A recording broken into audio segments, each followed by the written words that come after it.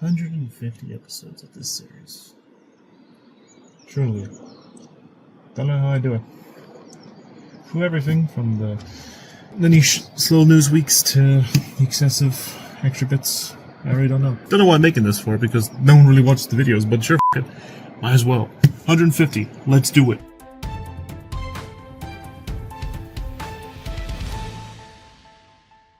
Well, hello again to you very fine and wonderful people to the 150th edition of my weekly series, where for this week, of course, we're diving into an array of all forms of new releases, trailers, and news stories that arrived from the week that you may not know or may have missed from this week of entertainment. Some positive, some negative, some in between. But let's not waste too much time in introductions. Let's get talking all things media that we have for this week. Luigi, you're so freaking sexy. Now we'll start off the releases with the first of what I would like definitely be the film that's really one of my most anticipated films of this year, as it will be time to return to the magical world of the Mushroom Kingdom. In this case, we'll be blasting up to the far reaches of the cosmos to help save the world once more, and for an all-new intergalactic adventure, as we have the release of the follow-up to the 2023 box office juggernaut with the release of the Super Mario Galaxy movie. In a new entry, we'll see Mario and Luigi will join Princess Peach, Toad, and a new ally in Yoshi on an adventure to the far reaches of space and across the galaxies, where they'll face off against Bowser's son, Bowser Jr., who is trying to save and free his father from being shrunken and imprisoned, and help rescue Princess Rosalina, the protector of the Lumas, on the Comet Observatory. Now, the reception on this new film is a little more mixed compared to the first film that also saw a mixed reception. Though while the film was praised for the visuals, voice performances for the most part, and for the references to the games and tone, the film has been hit with the lacking of story and plot and for too much at once, as well as the pacing being a bit too quick in a lot of ways, even for a 90-minute movie. Now, it's spawned a debate in the likes of those that love the series is happy with the outcome, where some will say it's a kids movie and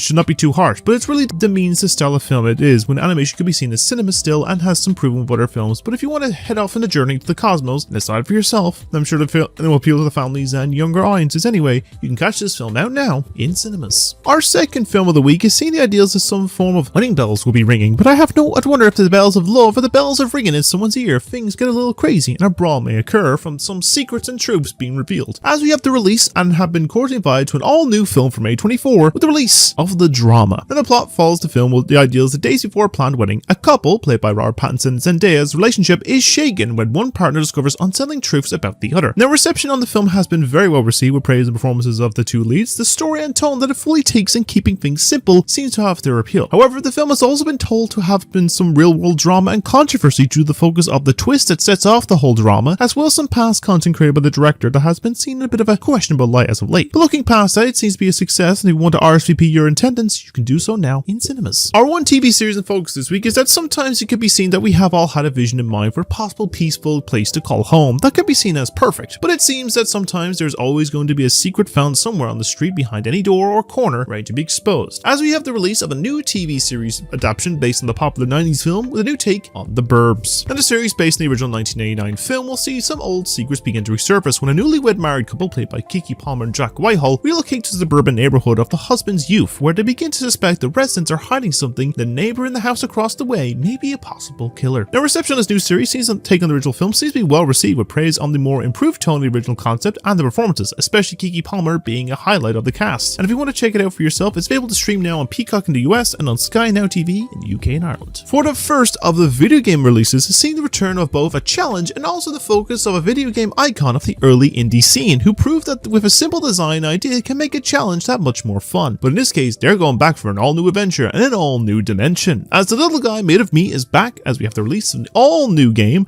of Super Meat Boy 3D. The new title will see Meat Boy chase after his archenemy of Dr. Fetus as he has captured his girlfriend of Bandage Girl, and will see you hop, skip, and plan your way across 5 worlds and many different levels of challenge in order to save her and get home in one piece. But now, in the third dimension, the reception of the new entry has been very well received, with praise on the challenge, visuals, and appealing return of one of the original indie darlings. And if you want to up for the challenge, you can play it now on PS5, Xbox Series X and S, Switch 2, and PC. The last of the new releases and games for this week is seeing an all-new title of great skill, focus, and determination, and we'll see things are about to get a little bit more fishy and looking to make a break from a certain demise, as we have the release of an all-new title in the form of Darwin's Paradox. Now you'll play as the titular character, an octopus who was peacefully swimming in the ocean with his friend before he's separated by a UFO and taken to a processing facility known as U-Food. You'll soon have to go find your friend and break out of the facility and discover the secrets of this new food company that seems to involve possible mind control, serious experiments, and a possible invasion of Earth. Now, reception new title has been well received with praise of the narrative, visuals, gameplay, and challenge. Even it could be a difficult one if it could be the best compared to Octodad, probably. But if you want to solve this paradox, you can play this title now on PS5, Xbox Series X and S, Switch 2, and PC. Also, in case as well, just thrown here, there's a few Lego sets out this week. We got the Luigi Mach 8 finally out,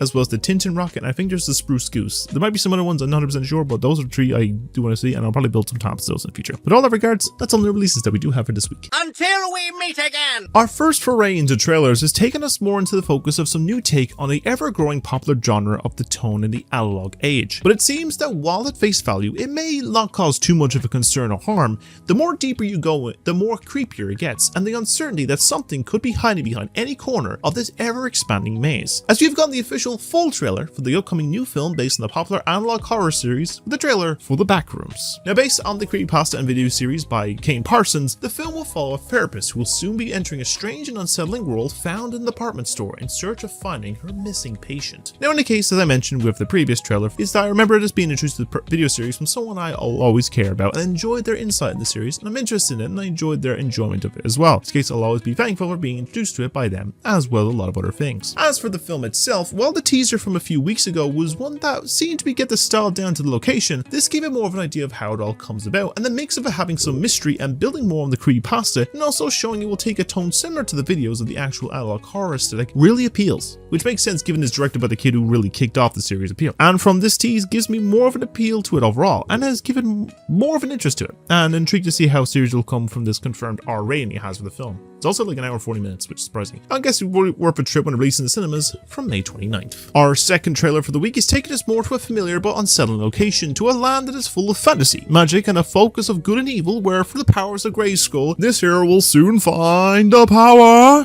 As we received another all-new look and trailer for the upcoming new adaptation and take on the beloved action series of the 80s, with a new look at Masters of the Universe. Now, fleeing a devastating civil war, 10-year-old Prince Adam Glenn, played by Nicholas Galitzine, is spirited away to his mother's home planet of Earth to protect him from the evil forces, which separates him from his ancestors' sword of power. 2 decades later, a now adult Adam must return to the planet of Eternia to rediscover his long-lost birthright, becoming the mighty hero of He-Man, and leading a few remaining warriors of Eternia against the evil forces of Skeletor, that's played by Jared Leto. So the likes of this franchise itself is one that I have seen in passing, from the new takes in the updated animated forms on streaming to the classic film take from the 80s with Dolph Lundgren as the star, or of course the famous meme of the song to What's Up by the Four Blondes, or the ones with Skeletor. That's the case that I feel that it has some appeal, and I'm sure hope it could be like that Dungeons & Dragons film from a few years ago that was actually surprisingly entertaining, but people kind of overlooked it. Now, of course, I also mentioned the one concern issue is mainly with the choice of the main villain in Leto playing Skeletor, as his roles and projects are not the most appealing and ideal of choices, and more than likely may take a bit too overly serious in being method acting and could bring it all down. But I guess we'll have to see what will come of it all in due time, but I see the appeal from the footage shown and from the release, with Power being unleashed into cinemas from the 5th of June. And our final trailer this week is taking us to the far reaches of the cosmos, and even to the edges of our planet and beyond, to where a year ago we were introduced to the original symbol of hope that saw a sense of a brighter tomorrow taking shape. But in this case, we'll be introduced to more of his intergalactic family, with his initially more older but now more rebellious cousin. It's time for Kara to get her time in the spotlight, as we have the release of a new trailer for the upcoming new film of the DCU with Supergirl. Now, the film will follow Kara Zor-El, played by Millie Alcock, who decides to travel across the galaxy with her dog Crypto to celebrate her 23rd birthday. Along the way, she meets the young Rufy Marignolle and encounters a tragedy that will soon lead to a murderous quest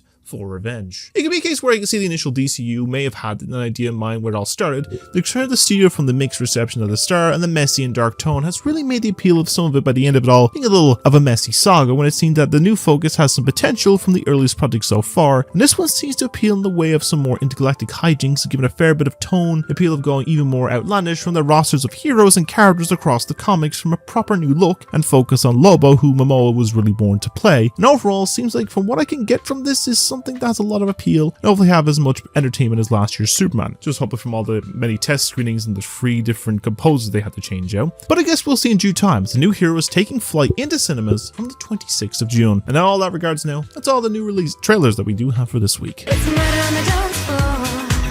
Now for the focus of the one short week of news stories is the focus that we have a selection of mainly area of new release date announcements, and the focus maybe 1 or 2 separate stories as well that may be announcements of new projects or updates to existing stories, but we'll delve into that in due time. So let's see what comes from this week in particular. And we start off in the aspects reports in many ways that many in depth and mystery is provided and comes down to the memoirs of a killing that have proven their point. But in this case, we'll be soon making return to more mystery, as we've confirmed earlier this week that a new film adaptation based on the popular series from the 80s of Murder, She Wrote that stars Jamie Lee Curtis as Jessica Fletcher has confirmed its release date to come out on December 23rd, 2027. Now, the original was a popular series that had the late great Angela Lansbury as a crime author helping to solve cases with the police and detectives, and it garnered appeal across 12 seasons that ran all the way to the mid-90s, and I have seen a few episodes here and there that have appealed and were worth a watch in particular. Now, the likes of this one in the present will be something that could appeal of a proper epilogue to the series of this being Fletcher's final novel or case kind of thing, but it's really hard to say what will come from this, as well as the case this project being helmed by Jason Moore, who did the first Pitch Perfect movie, and produced by Lorna Miller. So it could have the appeal, but I guess we can see by the rest of the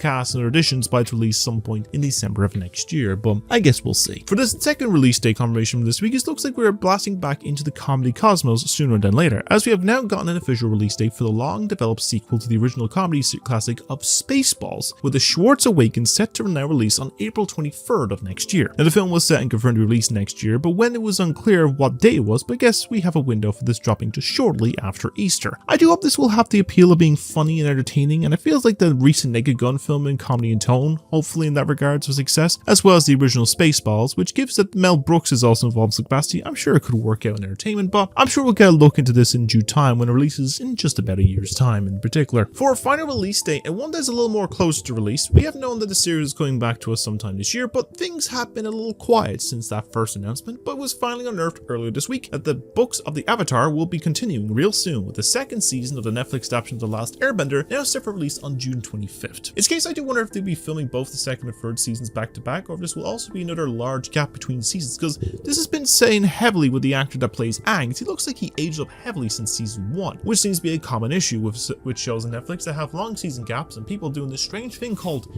aging, which can be easily avoided through the power of animation. And I am certain that the time difference between the books in this series is very brief, so maybe they'll be slightly altered or something, but I have no idea. I guess we'll see by the release of new footage in a trailer or its release in June, but only time will really tell. Now for this next one is mainly more in the area of some new additions and confirmations for some upcoming array of superheroes, as it looks like the Battle of Hell's Kitchen is about to become even more stacked for any future outcomes, as was announced on Friday that they will be re-establishing the Defenders team for a third season of Daredevil Born Again. Now the likes of this case, they'll be bringing back the return of Luke Cage and Iron Fist, as we have already seen Matt and Jessica take a strong role in the new season currently, and will build off the story that was established in that one season made by Netflix a few years ago, and whenever this season's story will come to a conclusion. I feel the most interesting aspect to all will be the return of these heroes for hire, because their output in the latter half of the Netflix content was not the most well praised. Well, Iron Fist had a rough time from the get-go anyway, but I guess we'll learn more as they continue filming the third season of the series. In that case, I see this third season drop in about a year's time, but it's hard to really tell. It's unknown if any other heroes will make an appearance in future episodes, but if I hear anything else, I'll provide that in a later episode as well. And our last of stories this week is one I really have to wonder if this story is really necessary, or has this series in particular run its course, as announced this week that an 8th film in the Scream franchise is also now in development. Now, most of that we know the project is that it will have some new writers of the series and be written by Lila and Nora Zuckerman, who had previously wrote for an actually entertaining show, Poker Face, with Ryan Johnson and Natasha Lyonne. Now, as I've said, I've made my thoughts clear about the previous film over the last few years over this scummy firing of the original lead actress because she was making her stance on the ongoing war that was not in favor of the studio's values, the shadiness of that studio run by some not so great people, the whole push to get the main leads of the series back, the use of AI and gambling for this film, and all other issues. With the recent film being the most disliked entry of the series as well, it's just bewildering to me, but I guess because it's a popular horror franchise that they will make more sequels to until it pulls out Friday the 13th and will have Ghostface going into space or something like that, but really, this just feels unnecessary. Now at the moment, we have no clue on who is helming the project, if any other stars will be back, or when the film will be released, but I'm sure if anything new comes films about this, I can provide that as well in another episode. But what do you make of these stories? Will you be checking out the new Murder, She Wrote film? And if you have seen the original series, what are your thoughts? Do you think a Spaceballs sequel will do well in this day and age? Do you think Netflix will fix the issues people had with the first season of Avatar, or will this be continued downhill? Are you excited for Return of the Defenders in the MCU? And do you think that Scream 8 is necessary or pointless? Let me know what you think down below in the comments and discuss all about them there. Of all that regards, that's all the news stories that we do have for this week.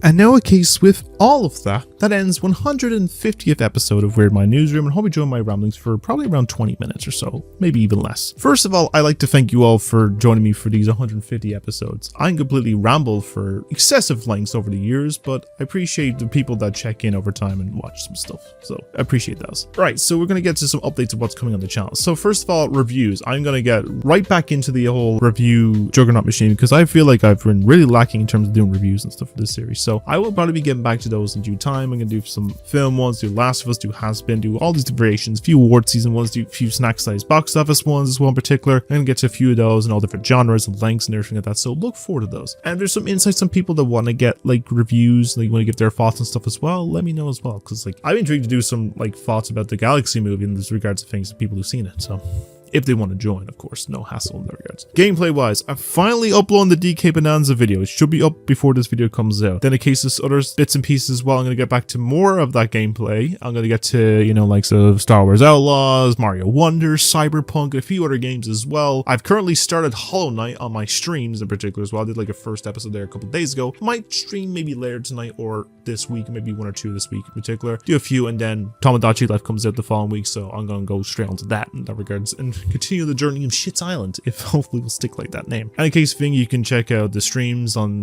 Twitch. I'm going to upload a few of them over here as well as case I'm going to start some other games like Ventilate and everything like that, so look forward to those. In the case of some long form stuff, the AI audience choice video is still happening, the rewatch fun's still happening, more time-lapse builds happening. I've actually been recording one right now. I might do that as just a normal one, and then I'm going to do maybe some streams of just doing some time-lapse build or something like that, but we'll see in this regards of things, as well as anticipated media, Horror Must Bore, all those other ones, they're coming, so look forward to those. So I appreciate your time, and I appreciate you all for just, you know, sticking with me through these 150 episodes and stuff. I know it's just been essentially just this weekly for the last little while, and like there's been nothing else really, so I understand the case of stagnation of just like views or subs kind of thing, but I appreciate you all for checking in when you can. But if you want to help continue the journey and of other media and other variations of videos, then simply like and subscribe. I upload new stuff every single week. I'm aiming for about 1,000 subs by the end of this year, or even between 750 to 1,000, so any support is greatly appreciated in that regards. Let me know your thoughts on everything that's discussed this week down below, from all the new releases, trailers, and news stories as well. I'd love to hear your thoughts on everything that was discussed this week, and if you've seen any of them, what your thoughts on them are. As well as case, get yourself 10% off Pure Crack with my code Sam Harrison. That's all one word, all caps, one word, no spaces, and you can get that link in the description down below. And you know, get yourself a tasty beverage. Keeps you energized, keeps you like, it's like health based. It's not like a sugary drink or energy drink kind of thing. It's more healthy based ones. And go support a Irish fellow creators product.